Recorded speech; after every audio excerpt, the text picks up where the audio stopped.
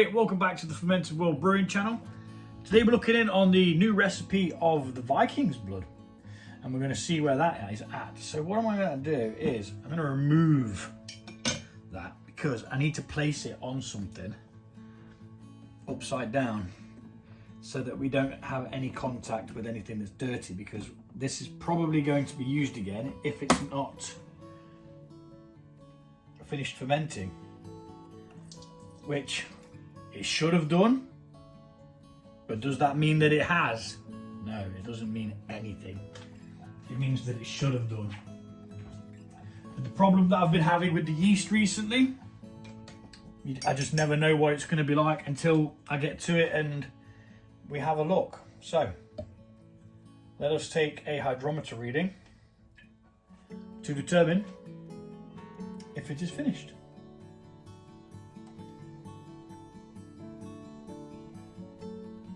Now it does have a lot more colour than normal.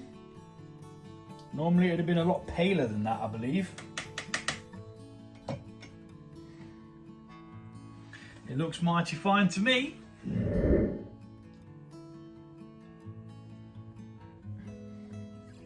Okay, so that's at 94. 0.994, which means there's only 0.4 of fermentable sugars left in there, which is great. This is the first one that's actually fermented out properly in a very long time. Let's have a little bit of a taste, because although I know it's going to be dry, I want to just see if it's different to what it has been in the past with the others. There's a hell of a lot more aroma.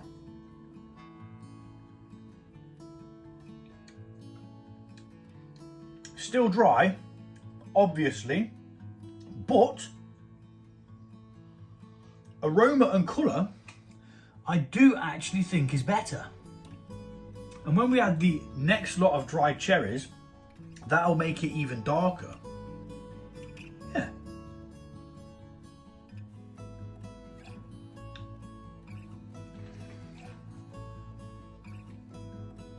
I mean, it's not even bad as it is. I prefer a sweet mead, that's where I'm at with it. Let's just pop that back in there for now. Nice and gently so we don't stir up the lees at the bottom. Because we're going to try and not bother the yeast. It's settled. Just pop that as far over there as I can.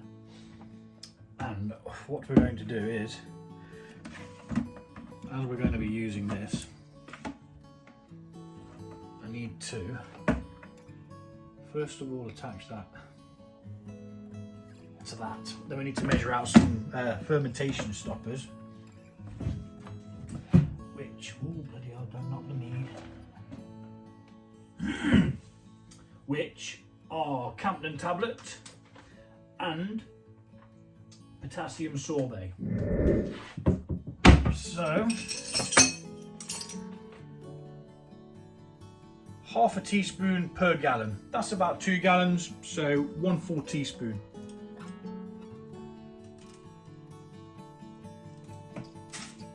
Of potassium sorbate. Then we are going to add Campden tablets, 1 tablet per gallon.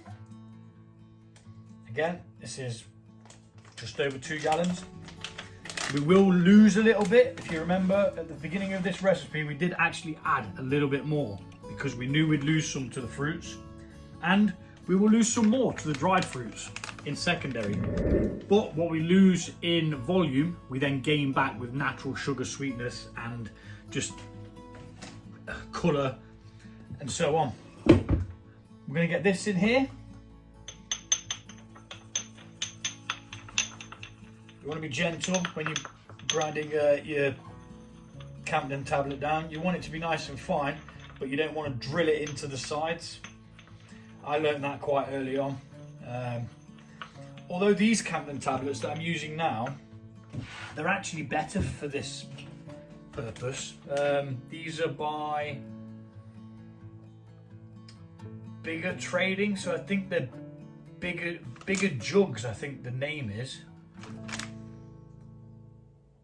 the makeup of a Campton tablet is the same regardless of what company you get them from. It's just the other ones, they seem to be a little bit more dense. Right, so that's our 2 Campton tablets in there. Now we're going to transfer this from here to there. And as it goes, it shall mix. So we've got to hoist this one up as carefully as possible, because for this to go over now would be an absolute flipping catastrophe. And I would just end the video and probably go and open a beer or 2. Sod it, I'd open a beer, a mead, and I'd finish a bottle of Cavassier. So we need to be very careful not to disturb and transfer the lees. We will get some of it, it's standard, but we want to try not to get as much of it as possible. And once we've got a amount in there, we're going to start spreading out the fermentation stoppers, just like so. And then eventually it will start swirling and it will mix them in itself. So let's speed this bit up. It's going to take a while.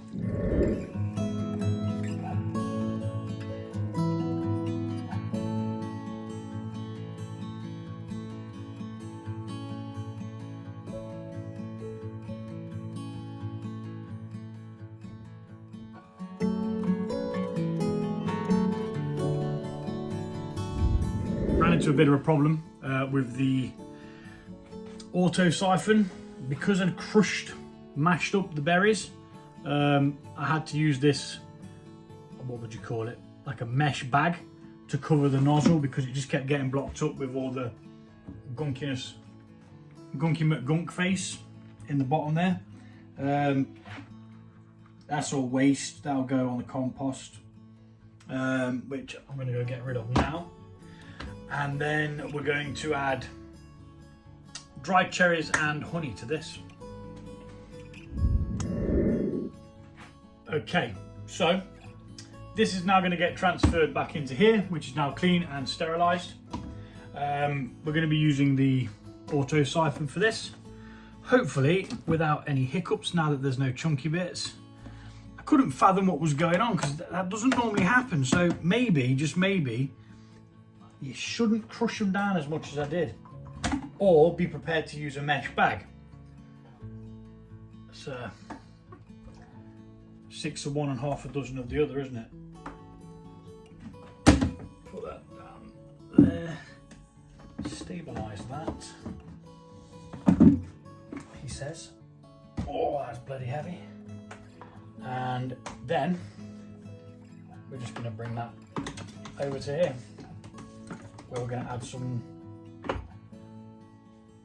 dried cherries and some honey. I'm going to weigh the dried cherries out now and prepare the honey.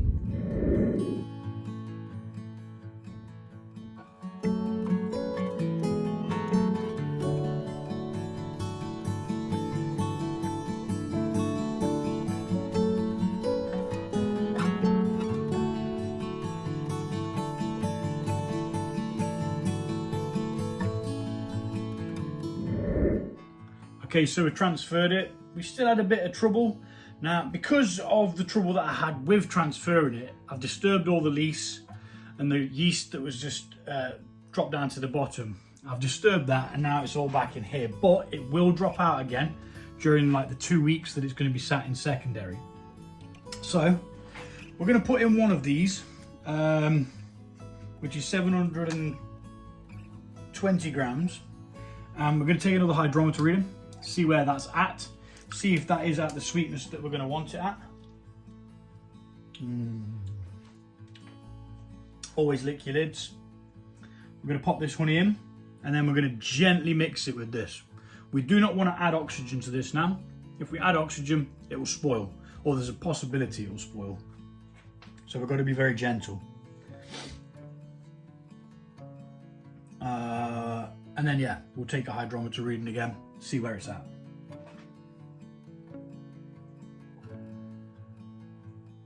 Possibly going to need a bit of hot water to help dissolve this last bit that's in there. So I shall sort that out and then we'll get mixing. Very gently.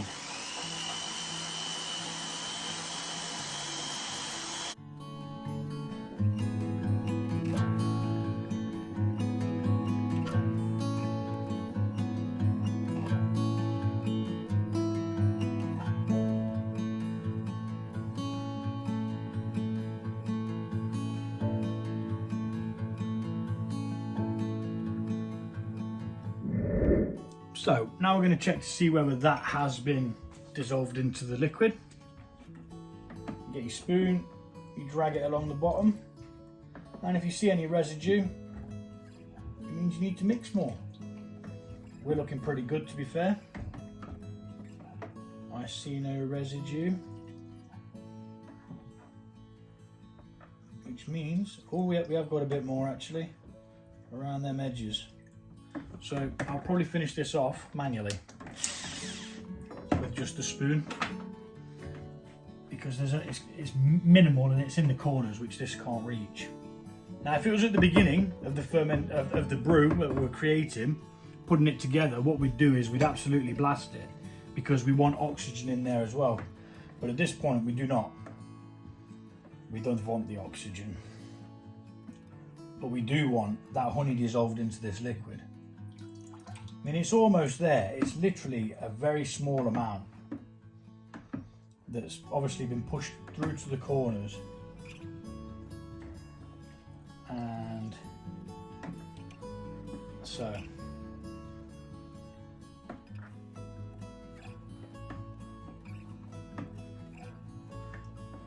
minimal.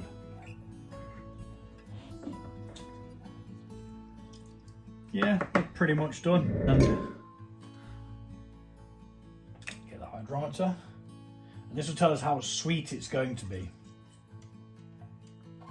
Obviously we're adding the cherries, the dried cherries, so it will be ever so slightly sweeter and nicer, but I always aim for 20 or above.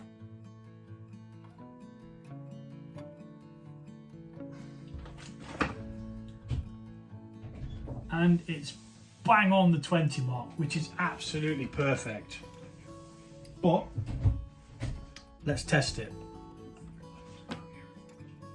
Actually do a little taste to see if it is palatable and where we want it to be.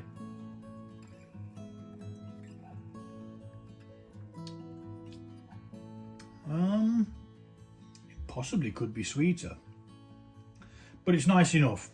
What we'll do is we're going to put it back in there. We're going to add the dried cherries, and then if after the dried cherries have done their thing, at that point we should add some more honey, because there's no point overdoing it. So gently put these in, causing as little sploshing as possible. So that's pretty much it now. All we need to do is bosh the lid back on, make sure it's sealed tight, and refit the airlock. And about 2 weeks time, we'll come and check it. We'll see where it's at, see what we have got. Thanks for watching, and I'll see you all soon.